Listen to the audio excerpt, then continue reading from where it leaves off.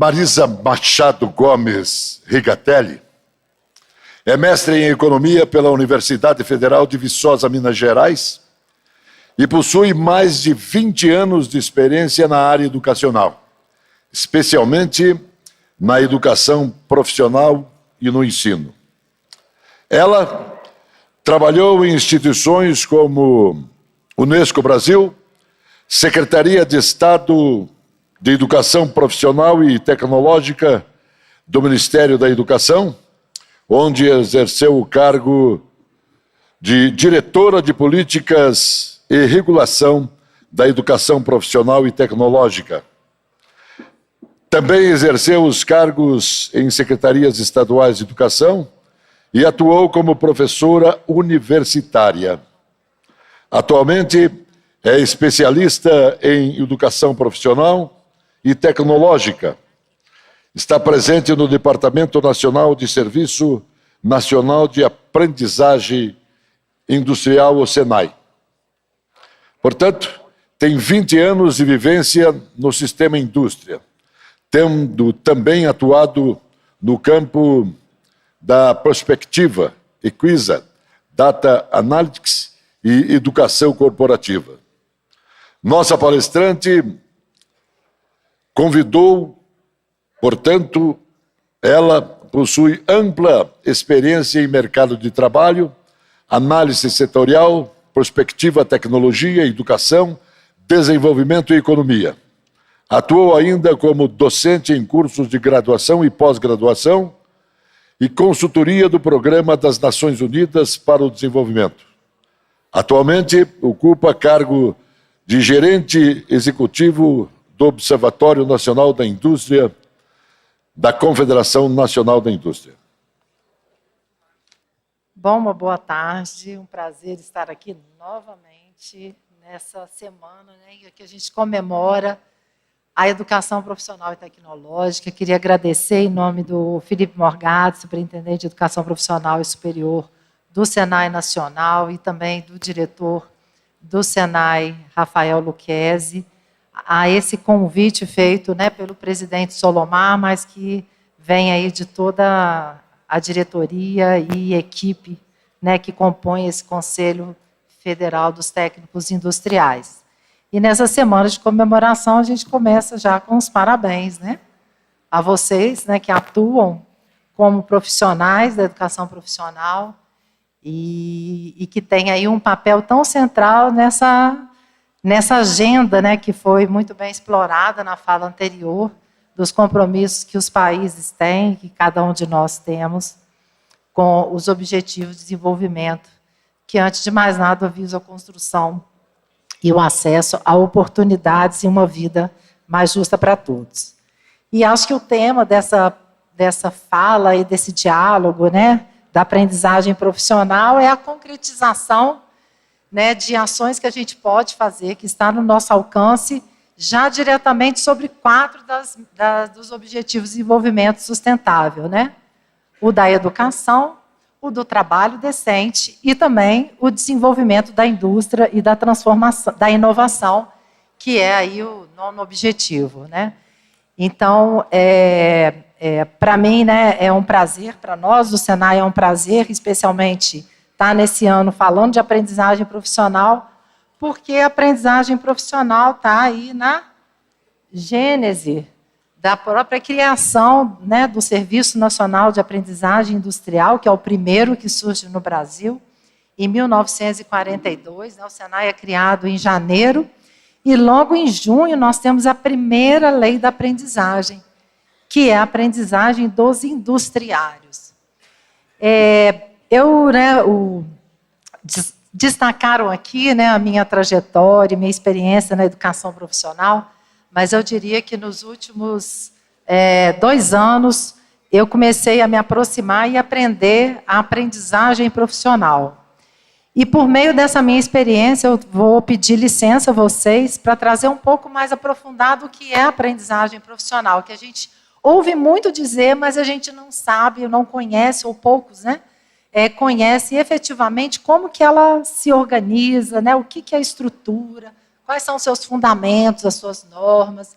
Então, esse meu início, eu vou trazer um pouco, né, do que é a aprendizagem profissional. Basicamente, né, a aprendizagem profissional, ela é, logo que foi criada, ela nasce já como um contrato especial de trabalho dentro da consolidação das leis trabalhistas em 1943, um ano, né, um pouquinho próximo de 12 meses após a criação da primeira lei da aprendizagem dos industriários. E ela, por concepção, o que ela entende? É um espaço de dar oportunidade aos jovens, especialmente aos jovens entre 14 e 24 anos, para que eles tenham uma oportunidade que articule, ao mesmo tempo, a possibilidade de serem capacitados, de serem profissionalizados para exercer, efetivamente, ocupar um lugar, uma vaga de trabalho, mas já com esse acesso, né, o dito acesso ao primeiro emprego formalizado. Por quê? A aprendizagem, ela soma um programa de formação profissional com um contrato de trabalho em carteira assinada com salário e benefícios sociais. Então, ela traz ao jovem, né, ela reúne ao jovem esse entendimento da sua característica, né, de ser um jovem que está numa fase de estudo, mas, ao mesmo tempo, traz essa possibilidade dele se profissionalizar. E isso, ela nasce no momento em que o Brasil estava estruturando o seu parque industrial. Então, foi um convite, né, e uma oportunidade para que essa ferramenta de política se efetivasse. No entanto, logo que nasce o Serviço Nacional de Aprendizagem Industrial, né, o SENAI, com esse propósito de apoio à instalação do parque industrial no Brasil, na década de 40, já em 43, na CLT, com a Lei da Aprendizagem, a gente já tem também a criação do Serviço Nacional do Comércio, né, o SENAC. Né?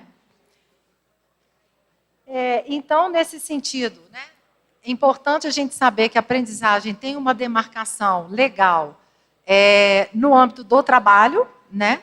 Mas ele une as duas coisas, a formação, ou seja, a educação profissional, com o desenvolvimento dessas competências no ambiente de trabalho. Voltado a jovens, né, como já falei, de 14 a 24 anos, e necessariamente esse processo de formação leva, então, o acesso ao certificado ou ao diploma, a depender daquilo que vai compor o contrato de aprendizagem, ou seja, o programa que vai ser assinado envolvendo a empresa, a entidade, chamada entidade formadora, e o aprendiz, dizendo o que ele vai aprender ao longo do processo, qual profissionalização ele vai ter, como que vai distribuir as horas, atividades e cronograma dele ao longo da semana e ao longo do período de formação. O contrato de aprendizagem na legislação brasileira, ele tem a duração de 2 anos, de até 2 anos, né? Então você tem contratos, né, de menos tempo e mais tempo, dos quais a gente tem uma obrigatoriedade de 400 horas de formação, chamada formação profissional, né, uma formação técnico-profissional metódica, ou seja, estruturada, organizada, para que o aprendiz, de fato, possa sair com um certificado ou um diploma reconhecido no mercado de trabalho. E, como eu comentei, o outro instrumento é a própria carteira de trabalho. Né? Então, ele já começa ali com uma experiência registrada, né, que dá a ele uma segurança, enfrentando aí essa dificuldade que se tem da transição entre a escola e o mundo do trabalho. Temos, então, 3 principais atores, né? A empresa, e a empresa, segundo a CLT, lá no artigo 429, está dizendo que empresas são obrigadas a contratar entre 5% e 15% do total dos seus trabalhadores em ocupações que requerem uma formação profissional estruturada, né? Então, essa é a cota obrigatória da aprendizagem. De outro lado, a CLT prevê que essas empresas contratem, matriculem esses aprendizes nos serviços nacionais de aprendizagem, né? E né, não atendendo, né, os serviços nacionais de aprendizagem não conseguindo atender a todos, aí abre possibilidades para instituições de educação profissional, as instituições educacionais como um todo, e mais recentemente abriu também a entidade de assistência que atuam na educação profissional e atividades de prática esportiva, na época da Copa, isso. E no centro, né, o aprendiz, né, 14 a 24, né, que é, então, respaldado aí pela normatização da CLT. No âmbito da aprendizagem, a legislação, né, a norma infralegal, ela dialoga com a orientação do reconhecimento de formação para cursos de qualificação e cursos técnicos, né, são os dois tipos de curso ali previstos, e quando a gente olha aí num comparativo do Brasil com outros países, a gente percebe que, infelizmente, o Brasil ele não consegue, ou ainda não consegue, né, melhor dizendo, né, atuar no sentido de manter essa proporção de aprendizes em relação ao total de trabalhadores, né? E é interessante comentar, né, vou trazer um pouquinho mais outros elementos, né, que essa diferenciação ocorre num cenário onde o Brasil tem uma obrigação legal para cumprimento de uma cota de contratação de aprendizes, e enquanto os outros países isso não acontece, né? De uma forma geral, os outros países não têm essa obrigatoriedade. Até existem algumas orientações, né, estímulos, mas não dessa forma. Há aqueles, inclusive, que o governo financia, né? Uma outra questão, né, que é importante a gente saber da aprendizagem no Brasil é que ela, infelizmente, ela acontece concentrada numa área muito específica de formação. E essa área, basicamente, é uma área meio, né, a área administrativa.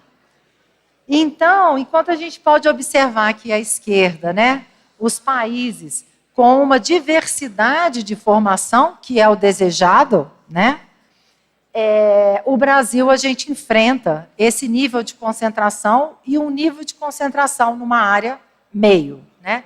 Então, é uma outra característica que a gente precisa avançar no país.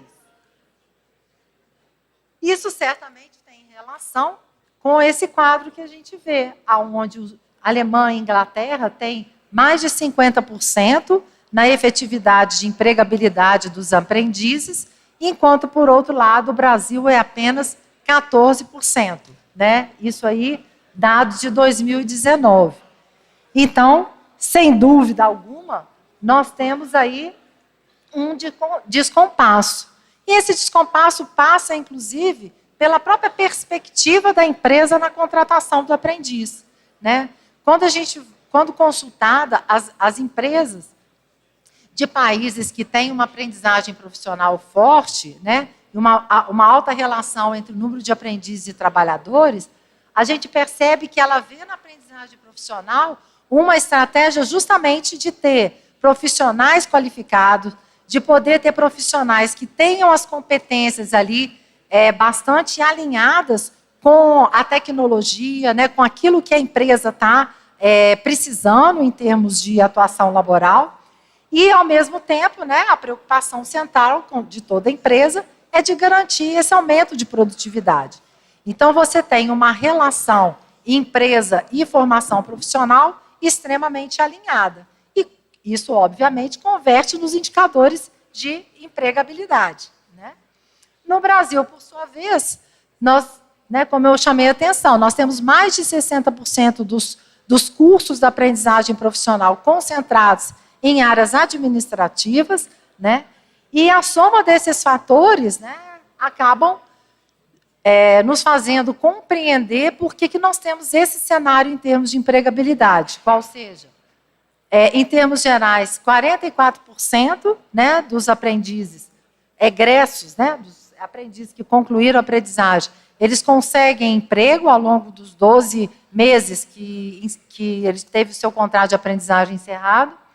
Na mesma empresa é 14%, vá funilando. Na mesma ocupação, 11%, e na mesma família ocupacional, 11%, e na mesma ocupação, 7%. Né? Então, a expectativa e o princípio básico da aprendizagem é que isso fosse bastante diferente. Né? Isso aí são dados da RAIS de 2019, disponibilizado no relatório do Ministério do Trabalho. Desculpa, eu esqueci de pôr a fonte ali. E nesse cenário, quando a gente vai ver o cumprimento em si da cota de aprendizagem, a gente vê o desperdício, né, digamos assim, que a gente está tendo, né, não só em termos de concentração, mas quantos jovens não poderiam estar sendo beneficiados com essa política, com essa ferramenta. Então, em azul, nós temos a chamada cota teórica. E essa cota teórica é a mínima, ou seja, é a aplicação do mínimo de 5% da obrigatoriedade das empresas de promover a contratação de aprendizes. E o verdinho é o que se observa nos dados de contratos vinculados a contratos especiais de aprendizagem na RAIS. Então, a gente observa ali que houve uma tendência de crescimento até 2019, mas mesmo em 2019 o percentual era 50%, e aí em 2020, a gente ainda não tem a RAIS disponibilizada 2021, é pública, né? Em 2020, 19 para 20, a gente observa uma queda que nos leva àquele percentual de 40%. Né? Então, tem aí uma questão nessa ferramenta de política, né, que a gente precisa estar atuando. Né? E, realmente, isso é um debate que não é só do Brasil, é um debate que é internacional. Né? Até mesmo porque a gente observa, né, não é à toa que a gente tem, né, um dos objetivos, né, de todos os países é melhorar a qualidade da educação, e leia-se aí educação básica, né, o ODS 4, nós temos uma pressão para que a aprendizagem, essa ferramenta, seja utilizada com foco na erradicação do trabalho infantil. É um forte debate, né, que acontece no Brasil, acontece em outros países, e que tanto a OCDE como a OIT vem acompanhando bastante, bem perto, né, mas que é preciso separar. Né? Carências de conhecimento daquilo que deve ser desenvolvido por meio da educação básica, né, da formação geral, deve ter, sim, um tratamento específico. Agora, a aprendizagem profissional, ela tem um objetivo específico, que é profissionalizar. Então, ela pressupõe que esse jovem ele já tenha essa formação. Então, nesse debate, eles criaram essas categorias, que são categorias, que é a categoria pré-aprendizagem, que é aquela focada na vulnerabilidade, que tem uma estratégia de garantir a formação e os conhecimentos necessários para que, inclusive, esse jovem possa aprender as competências profissionais. Né? E, portanto, para que ele possa alçar, né, os programas e os cursos da formação na aprendizagem, que, então, ficou qualificada como uma aprendizagem de qualidade. E isso a gente está falando, basicamente, dos jovens que já estão ali no ensino médio, né? Porque, apesar de começar com 14 anos, a grande maioria da aprendizagem ela vai acontecer nos anos, né, de idade a partir de 16, 17, 18 anos, até pelo perfil de profissionalização. Né? Então, esse debate internacional, deu um probleminha, ficou só código ali no escrito. Mas aí eu falo, desculpa, tem algum problema na apresentação. Esse é um slide que eu trouxe, inclusive, respeitando, né, que está em espanhol, da recente recomendação 208 da OIT, que foi aprovada na última Conferência Internacional do Trabalho, realizada agora em junho de 2023, onde os países aprovaram. Gente, olha aí. Enfim, depois eu mando outro arquivo com essa correção. Mas aonde os países aprovaram o marco, né, essa recomendação é chamada também do marco da aprendizagem de qualidade, e o que eu deveria estar ali não decodificado, digamos assim, né, e que foi aí criptografado, foi o conceito que traz nessa recomendação 208 sobre aprendizagem de qualidade e embaixo sobre pré-aprendizagem, né? E ali está bem estabelecido, né, o que é cada uma, a sua diferenciação, resultando aí de um trabalho de discussão de vários anos, né? Esse conceito, né, a própria OIT vem defendendo desde 2012, que nós já estamos aí há 11 anos do debate, né, que fundamentou essa recomendação, com a participação aí de mais de 96 países. Então, querendo acessar é fácil, está na página da OIT, né, e podem anotar aí que é a recomendação 208, né, aprovada agora na conferência de junho, né.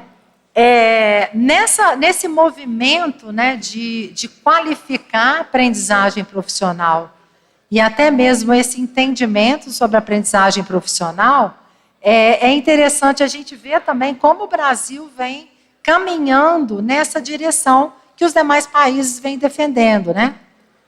Para quem já viu as minhas outras falas, eu sempre vou para a regulamentação. Então, vamos agora à parte, né, do regramento. Nós temos aí, né, como eu falei, nasce em 42, em 43 entra na CLT. A perspectiva aí é uma perspectiva dentro da legislação do trabalho, né, que está nos anos ali em azul. 2000 também teve uma mudança, enfim. Mas em 2017, a famosa lei da reforma do ensino médio, ela é a primeira lei que traz para dentro da legislação educacional a referência à aprendizagem profissional. E com essa incorporação, todas as regulamentações específicas para as instituições de ensino a incorpora, né?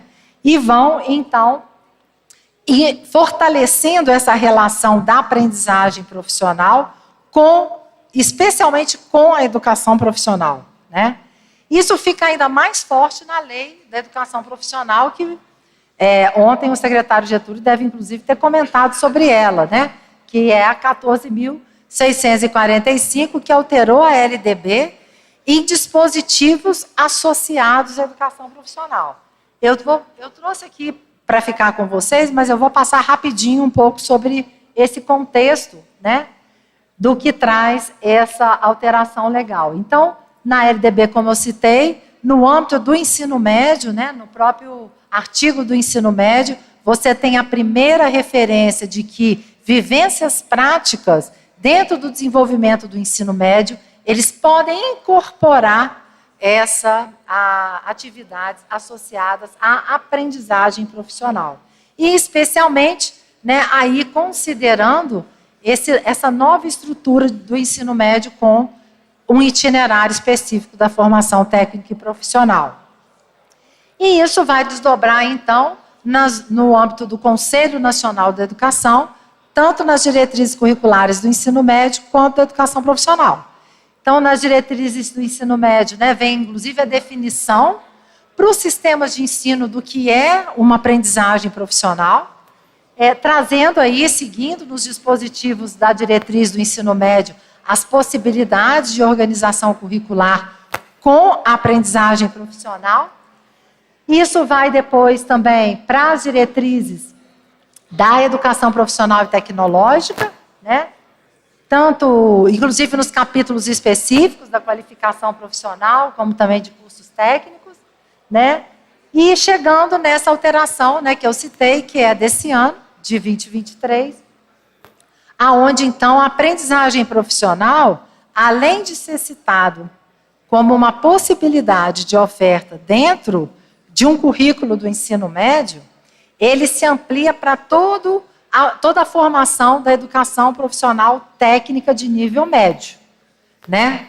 Então, dentro de um curso de um técnico, é possível fazer articulado com um programa de aprendizagem profissional. Então, podemos ter jovens num curso técnico que também está com um contrato de trabalho aonde o desenvolvimento dessas competências do técnico vão ser compartilhados entre a instituição e a instituição formadora de ensino e a empresa, né? Sempre aí com acompanhamento de profissionais. E foi uma defesa e uma conquista, né? O Senai teve uma atuação muito forte nesse processo e nesse debate, muito intensa e tensa e muito boa, né?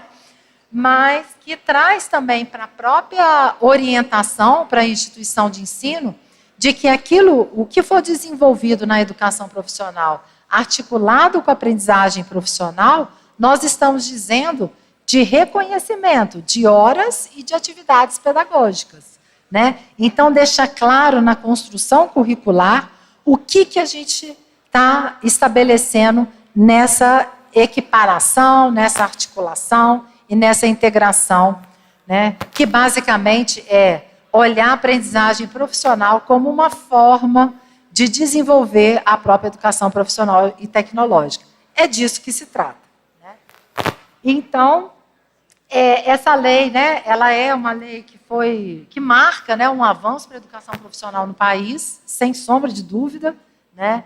Ela traz também um olhar que daqui a pouco a gente vai trazer, o Márcio, né, na minha sequência mais ainda, que é uma tendência internacional por todo o impacto, né, que a gente está vendo das transformações, né, tecnológicas, da necessidade de responsabilidade com o ambiental, né, que também já foi colocado, pelo menos hoje aqui, de que é preciso olhar a formação como uma trajetória contínua e ao longo da vida, né? É disso e dessa forma que a gente vai conseguir fortalecer a capacidade das pessoas e de todos nós seguirmos, né, atuantes, competentes, inseridos e dignamente inseridos, né?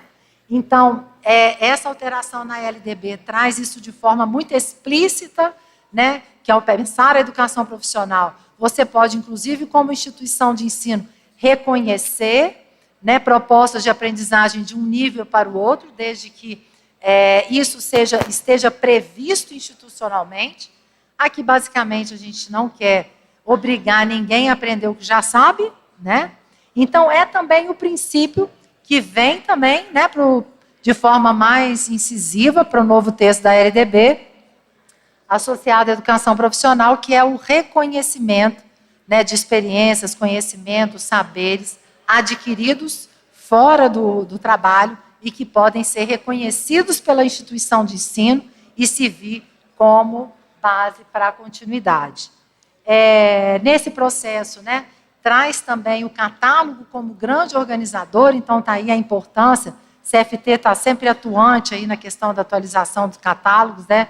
Então isso vem para a LDB com a sua necessidade de atualização permanente e com a necessidade até de instituir uma política nacional para a educação profissional e tecnológica, né? O Getúlio deve ter falado ontem aqui, trazendo, né, que é um fecho para a União a responsabilidade de uma avaliação da educação profissional e tecnológica. Quer dizer, a gente expande, a gente diversifica, a gente entende e viabiliza várias formas de desenvolver a educação profissional, mas a gente precisa ter referenciais que nos deem garantia de qualidade, né, do que as instituições e os cursos vão estar desenvolvendo, né? Então, né, a incorporação tanto da aprendizagem na LDB, quanto esse avanço na educação profissional, seguir uma tendência que a gente vê, né, dos outros países em resposta a toda a transformação rápida, né, que a gente está vendo pelo impacto, né, das inovações e da pressão, especialmente da pressão, né, sobre a digitalização e a incorporação de tecnologias. E aí, nesse processo, né, só para a gente lembrar de contextos, né? Eu trouxe aqui o relatório, que é um relatório, né, que a gente sempre olha, que ele nos diz o que as empresas, né, qual a expectativa das empresas no mundo, né? São milhões de empresas, milhares de empresas que são escutadas nessa pesquisa feita pelo World Economic Forum e publicada no relatório Futuro do Trabalho. Então, o que elas esperam? Então, em relação à automação, o relatório de 2020, né, previa que já em 2025, 47% das atividades estivessem sendo atendidas pelas máquinas, né? Isso aí era a previsão. Mas o relatório que saiu esse ano de 23 já mostrou que essa velocidade tende a ser um pouco diferente. E um dos fatores que justificaram essa mudança, ou essa percepção, né, e expectativa dos empresários, passa pela questão da dificuldade de profissionais que viabilizem a incorporação dessas tecnologias. Está aí a nossa educação profissional, né, a atuação, né, dos técnicos nesse processo. Então, de 47 em 2025 para 2027, aí já a previsão já é menor, é 42, né? E é interessante também observar que a própria projeção em termos de comportamento do mercado entre ocupações que vão surgir e ocupações que vão desaparecer, elas também mudaram de tendência. O que esse cenário nos diz? Provavelmente o Márcio vai trazer mais uma sacolejada nessas provocações. É que é um cenário bastante incerto. Então, para que a gente possa movimentar, a gente precisa de ter e acompanhar de perto os dados que nos indicam o caminho que a gente precisa seguir, né? E, né, de forma resumida, né, como eu já cheguei a comentar, essas transições, elas no trabalho, elas são impulsionadas pela questão dos avanços na tecnologia, nos processos de digitalização e na questão da responsabilidade pela sustentabilidade, ou seja, pelos impactos ambientais. E aí, em termos de formação, né, o que ela vem nos trazendo? A necessidade de que nós tenhamos profissionais que tenham essa capacidade analítica, que tenham a capacidade de interagir, que estejam acostumados a também uma dinâmica que responda a toda a esse contexto nada rotineiro e previsível que nós temos hoje em função da tecnologia, né? Vira e mexe, nós somos surpreendidos com algo totalmente disruptivo e novo que a gente, né, tem que se reacomodar, né? Acho que uma delas é a própria questão do chat GPT e agora do Bird, né, da Google, né, que nos trazem aí, quer dizer, a inteligência artificial é algo realmente que sacode, né? O que a gente vai esperar disso. E nesse último relatório, né, além de pensamento analítico e crítico, que há tempos, né, já vem como duas das principais competências, né, mais requeridas, vem a questão da alfabetização tecnológica, que também é o terceiro requisito mais demandado na expectativa, né, de quem contrata, ou seja, das empresas, né, apresentados aí no relatório do Futuro do Trabalho. Em termos de tendência, por sua vez, a gente observa, né, maiores crescimentos aí na busca por técnicos e por superiores, né? Então, e no âmbito, né, da busca de profissionais técnicos, é algo que vem crescendo, né? Justamente por essa percepção da necessidade de ter aquele que possa efetivar os processos e, ao mesmo tempo, né, garantir aí esse avanço na produtividade. Apesar desse cenário, né, quando a gente vai olhar o Brasil novamente, né, na comparação com outros países, né, esses dados são de 2021, mas são os dados, né, da OCDE que agora nos trazem a comparação das políticas educacionais, né? O outro do Hoje Econômico Fórum são as empresas, o que as empresas esperam. Aqui é como está a situação dos países em termos, né, do comportamento dos seus indicadores na educação. E no âmbito da educação profissional, a gente vê ali, infelizmente, o Brasil está atrás até dos nossos colegas aqui vizinhos, México, Chile e Colômbia. Não vou nem olhar, né, para os demais países, né, que estão aí mais de 50% já dos jovens que fazem a educação básica também fazem a educação profissional, né, a gente ainda está bastante distante, bastante distante. E,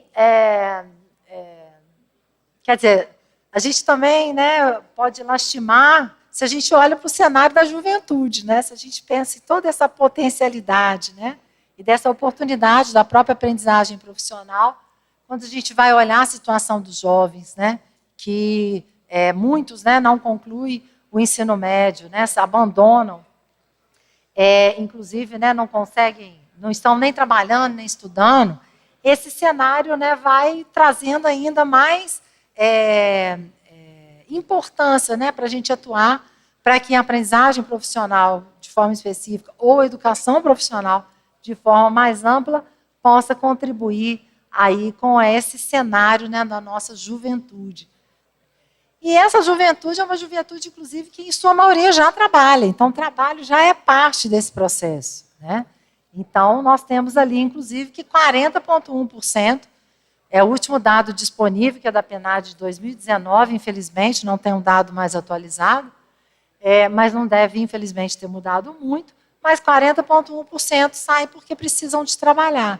Então, olha o potencial da aprendizagem profissional, né, que junta trabalho, remuneração e educação básica, né?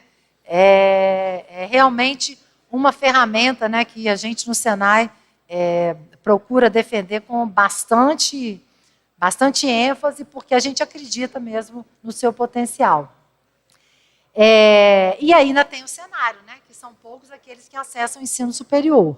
Não, então, até mesmo, né, a gente tem pesquisas, o Paula Souza, né, essa importante rede pública do Estado de São Paulo, tem pesquisas nesse sentido, que mostram que, em muitos casos, os seus alunos que vão para o ensino superior o fazem porque o técnico e o trabalho como técnico viabiliza essa progressão, né, continuidade de formação, né? Então, a gente tem que olhar para esse cenário também.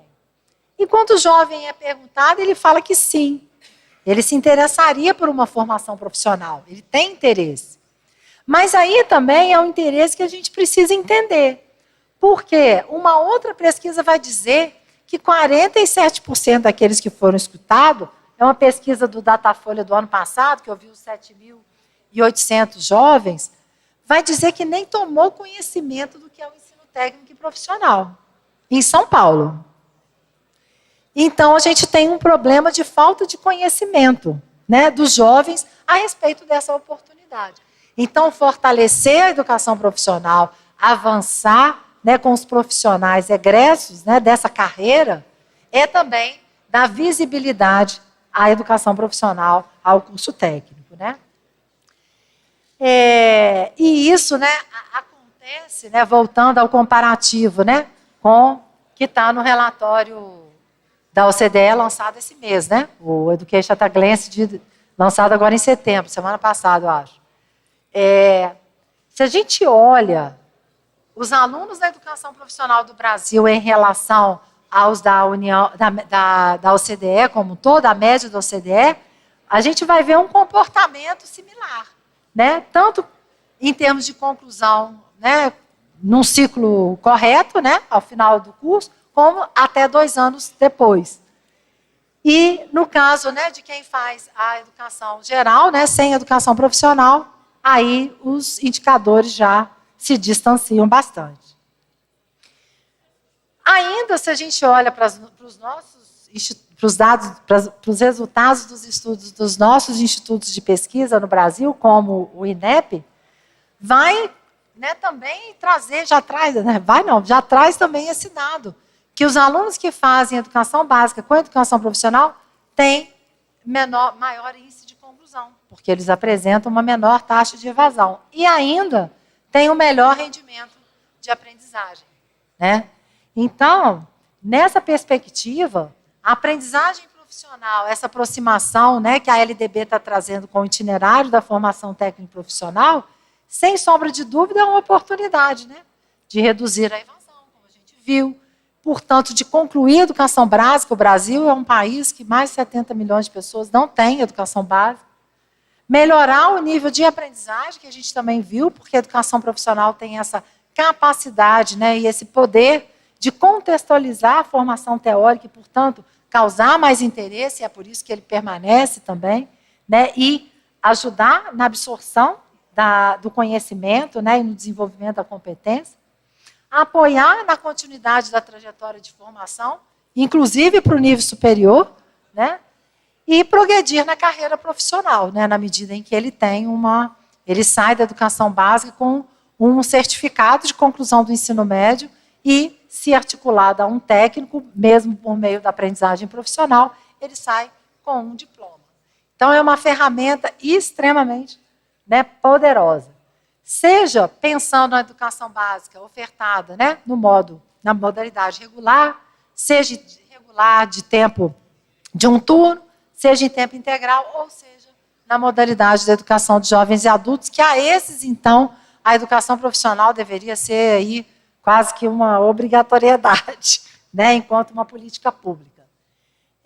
Nesse sentido, né, no âmbito do Senai, a gente tem, de forma resumida, né, na aprendizagem profissional, defendido essas 3 linhas centrais de aumentar a atratividade para os jovens, né, isso envolve levar, né, ao conhecimento deles a aprendizagem profissional. Foram vários aí as atividades desenvolvidas nessa direção. Ampliar o interesse das empresas, quer dizer, o Senai já tem um índice de empregabilidade dos seus egressos elevado, no nosso caso é mais de 70%, né? Então a gente tem isso, porque também a base dos nossos cursos são mais da área da indústria. E, antes de mais nada, que é o que a gente entende que é o fator vital para assegurar os demais, é o que a gente fala de fortalecer o caráter educacional da aprendizagem profissional. Então, a aprendizagem, ela é uma profissionalização, ela tem que ter uma estrutura de formação que, de fato, dê a esse jovem ou a esse adulto, né, as competências de uma profissão reconhecida, né? Sem isso, a empresa não vai se interessar, ela vai cumprir a cota, ela vai pagar, que é o que muitas vezes acontece, ela paga e descentraliza o problema, ela paga a multa, né? É melhor do que ela ter esse trabalho. E, em termos da educação profissional e tecnológica, né, como parte desse desafio, a gente tem, né, que nós precisamos, né, seguirmos unidos, né, na valorização e na mudança do status da educação profissional, sem dúvida nenhuma. Eu diria que nas últimas décadas isso melhorou muito, mas ainda há muito o que fazer, né? Há uma tendência, né, de como hoje, né, a necessidade de formação permanente, atualização permanente, há diferentes maneiras de demandar a formação. Então, tem a questão da flexibilidade. Existem muitas mudanças em relação a trajetórias de atuação profissional ao longo de uma trajetória de uma pessoa, né? Então, tudo isso vem fazendo e pressionando as instituições de educação profissional, não mais em se estruturarem como instituições que oferecem cursos, né? Instituições formadoras, mas sim instituições que pensam, que têm uma visão mais holística e integrada do processo de formação de uma pessoa, que pode a qualquer momento voltar e acioná-la para adicionar uma competência, uma aprendizagem, seja num curso, numa pós, num minicurso, num microlearning, quer dizer, nas diferentes possibilidades que a necessidade de cada um vai demandar. Então, nós temos aí já esse debate e essa tendência de que as instituições de educação profissional se transformem em instituições de carreira, né? E isso muda várias coisas, e daí dá um outro debate. Garantir uma educação profissional impulsionada pelo setor produtivo, pelo mercado de trabalho.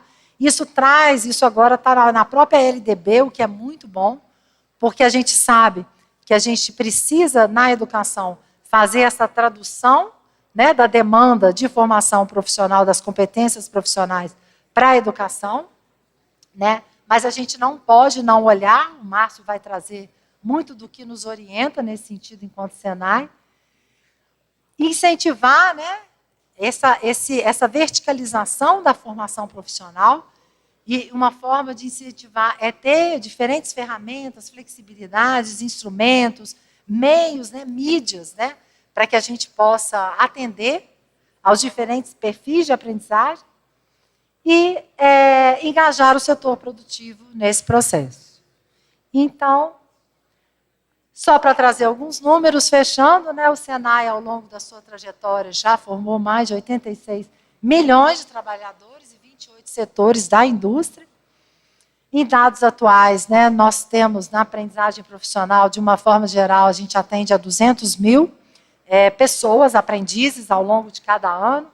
Então, em 2022, a gente teve 213.898 aprendizes, atendendo a 14.967 empresas industriais, diferentes NPJs ali, e até julho agora nós já tivemos conosco, alguns deles continuam, obviamente, 194.375 aprendizes. E na educação profissional e superior, em termos de matrícula, no ano passado 2,8 milhões, e esse ano até julho 1,7 milhão de matriculados nos cursos do Senai. Então, era isso que eu trouxe e vamos aí atuar na educação profissional.